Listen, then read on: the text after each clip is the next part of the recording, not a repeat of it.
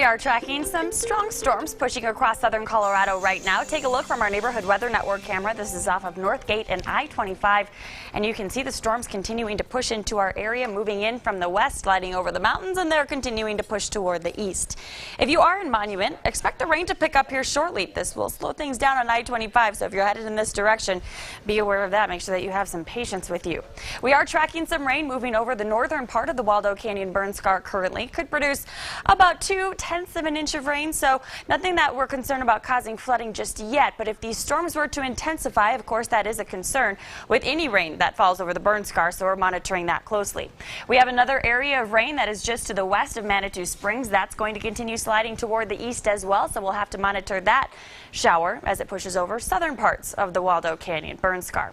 Cripple Creek is getting some heavy rain right now. This line of storms, as I mentioned, moving off toward the east, so it is going to push into Colorado Springs, Falcon, and Peyton as we head through about the next 30 minutes to 45 minutes. Across the southeastern corner of the state, we have a few more scattered thunderstorms. That area of yellow on your screen shows where we have a severe thunderstorm watch. That will stay in effect until 10 o'clock. We have a lot of water to work with out there tonight, so the biggest threats will not only be gusty winds and heavy rain, but we could also see some large hail, all things that we'll be monitoring. Skycast shows that we'll keep these storms around through the evening hours. The bulk of the activity shifts off to our east as we take you into the first part of the night tonight.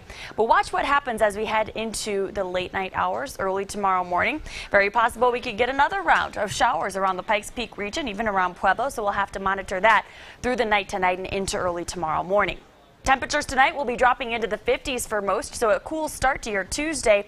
Tomorrow morning we'll have more clouds than sunshine, and tomorrow the storms will start up a little earlier than they did out there today, and it should end up being a bit more active tomorrow afternoon also. Here's a look at 3 o'clock. We should have widespread storms across the mountains and storms beginning to slide across the interstate as well, starting with southern parts of the I-25 corridor, but then we will see Colorado Springs, Pueblo, Canyon City, Woodland Park, all under the gun for some strong storms as we take you through the late afternoon and into the evening tomorrow. Storms tomorrow will be capable again of producing some heavy rain, and we could even track some severe storms across the plains.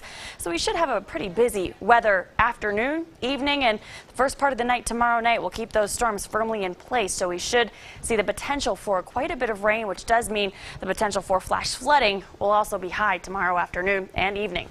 Temperatures tomorrow getting into the 70s and 80s, so it will be a bit cooler, and we're going to keep the temperature dropping as we head through the next several days.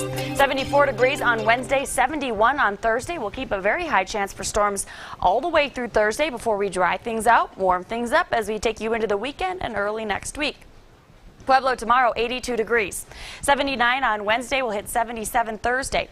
Back in the 80s, though, Friday, Saturday in the 90s. Return Sunday into Monday. For Canyon City, your high temperature tomorrow will be 80 degrees with a 30% chance for storms both tomorrow and again on Wednesday. A 20% chance for storms on Thursday. Will stay in the 70s through Thursday, and then we're back in the 80s Friday, Saturday. We don't hit 90s until Monday. And in Teller County, your high temperature tomorrow will be 69 degrees. Then 66 on Wednesday. 64 on Thursday. We'll keep a chance for storms in the forecast through Friday, but then even Teller County will dry out just in time for the weekend and the early part of next week. So as far as holiday weekends are concerned, weather's looking very nice. But until then, we have a soggy day out there today, and we'll continue to track that soggy, active weather here for the next couple of days before we're kind of in the clear. All right. Thanks so much. Thanks, Rachel. Well, all kids are prone to all kinds